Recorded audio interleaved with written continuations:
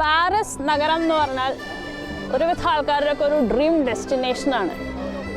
പാട്ട്, culture, history, art, romance, lights, ഈ നഗരം നമുക്കായി ഒരുക്കി വെക്കാത്തത് ഒന്നുമില്ല. അപ്പോൾ ഇവിടെ എത്തുന്ന ഓരോ ആൾക്കാരും എന്ത് കാണണം, എന്ത് ചെയ്യണം എന്നറിയാതെ കുഴങ്ങി പോകും. അത്രയും ചോയ്സസാണ് നമ്മുടെ മുമ്പിൽ. അപ്പോൾ ഈ എപ്പിസോഡിൽ ഞങ്ങൾ പാരീസിൽ വന്നാൽ തീർച്ചയായും കാണേണ്ടിയിരിക്കുന്ന അല്ലെങ്കിൽ അറിയേണ്ടിയിരിക്കുന്ന ചില എക്സ്പീരിയൻസിനെ കുറിച്ചാണ് പറയാൻ പോണത്. Welcome to Wanderscapes Paris edition.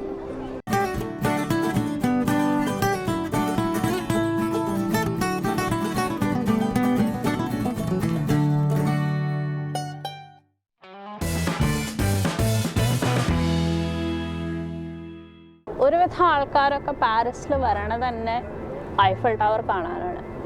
അപ്പോൾ ഐഫൽ ടവർ കണ്ടാൽ മാത്രം പോരാ, അതിൻ്റെ മുകളിൽ വന്നിട്ട് പാരീസിനെ കാണണം. എന്നാലേ പാരീസ് യാത്ര പൂർണ്ണമാവുള്ളൂ. One of the must see അല്ലെങ്കിൽ must do things in Paris is the Eiffel Tower experience.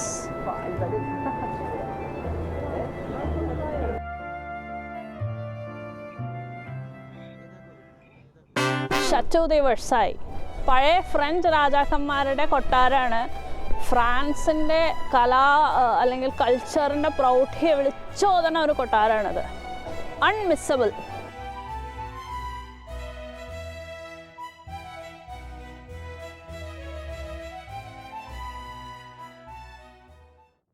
Arc the triumph നെപ്പോളിയൻ്റെ വിജയത്തിനൊക്കെ വേണ്ടി അതിൻ്റെ സ്മാരകമായിട്ട് ഉണ്ടാക്കിയതാണെന്ന് വെച്ചാലും നെപ്പോളിയന് അത് കാണാൻ സാധിച്ചിട്ടില്ല. ഇത് ഒരു 12 റോഡ്സിൻ്റെ ഒരു ജംഗ്ഷനിലാണ് നിൽക്കുന്നത്. അപ്പോൾ ആ 12 റോഡുകളിൽ ഏറ്റവും ഇമ്പോർട്ടൻ്റ് ആയിട്ടുള്ള ഒരു റോഡാണ് ഷാൻസലീസെ. ഇത് കൂടെ നടക്കണ ഫീൽ ഉണ്ടല്ലോ, അതൊന്ന് വേറെ തന്നെയാണ്. നമുക്കത് ആസ്വദിച്ച് നടക്കാം.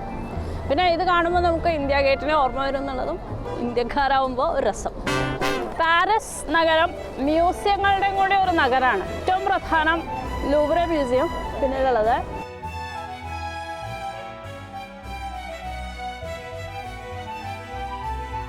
പിന്നെ റോഡിൻ മ്യൂസിയം, മ്യൂസിയ ദെ ഓർസേ,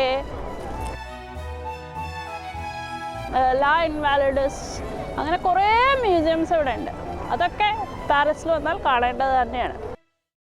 പാരീസ് ഫാഷൻ്റെ മാത്രമല്ല, പള്ളികളുടെയും കൂടിയും ഒരു നഗരമാണ്. തീർച്ചയായും കാണേണ്ട പള്ളികളിലൊന്ന് നോട്ടഡാം പിന്നിൽ.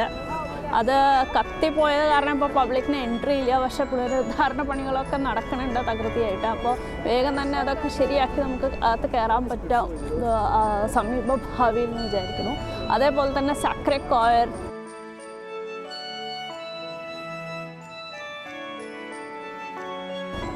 സെയിൻറ്റ് ചാപ്പൽ തുടങ്ങിയ പള്ളികളൊക്കെ ഇവിടെ വന്നാൽ കാണേണ്ടതാണ്.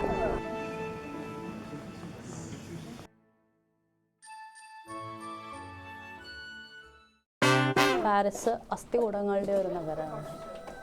അത് കാറ്റക്കോംസ്, പാരീസ് കാറ്റക്കോംസ് തീർച്ചയായും കണ്ടിരിക്കേണ്ട ഒരു കാഴ്ചയാണ്. നഗരത്തിനെ കുറിച്ചൊരു വ്യത്യസ്തമായ കാഴ്ച നമുക്ക് കിട്ടും.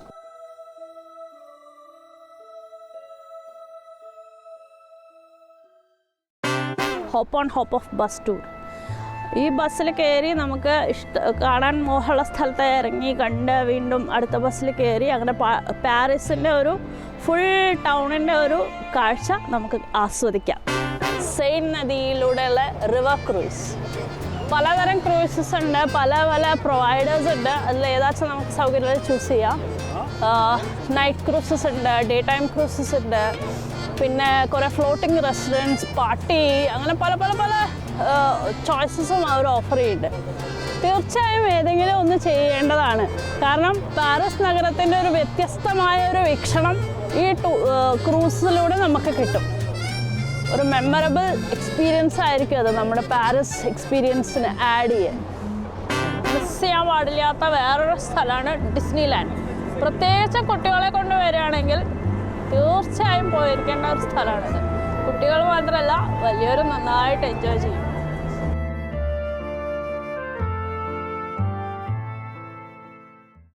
പാരീസിൽ വന്നാൽ പറ്റുവെച്ചാൽ തീർച്ചയായും കാണേണ്ട വേറൊരു സ്ഥലമാണ് പാന്തിയൻ.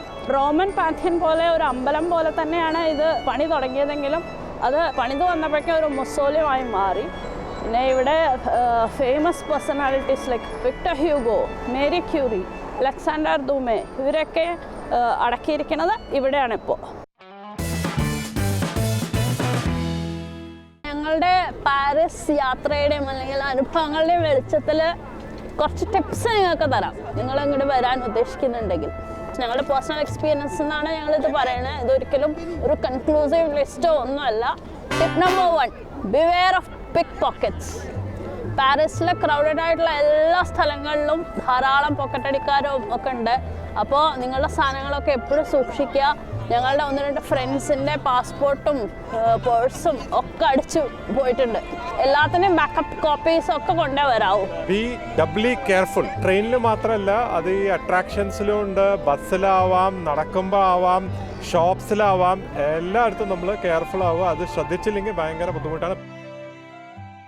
ടിപ്പ് നമ്പർ 2, പാരീസ് എന്ന സ്ഥലത്ത് കുറേ സാധനങ്ങൾ കാണാനുണ്ട്. നമ്മുടെ അടുത്ത് സമയം കുറവാവും, ബജറ്റും കുറവാവും. അപ്പോൾ ഏറ്റവും ബെസ്റ്റ് കാര്യം വരുന്ന സമയത്ത് പ്ലാൻ ചെയ്ത് വരിക. എല്ലാ അട്രാക്ഷൻസിലും എസ്പെഷ്യലി ഫേമസ് ആയിട്ടുള്ള ഇമ്പോർട്ടൻ്റ് ആയിട്ടുള്ള അട്രാക്ഷൻസ് എല്ലായിടത്തും ടിക്കറ്റ് ആദ്യം തന്നെ എടുക്കുക.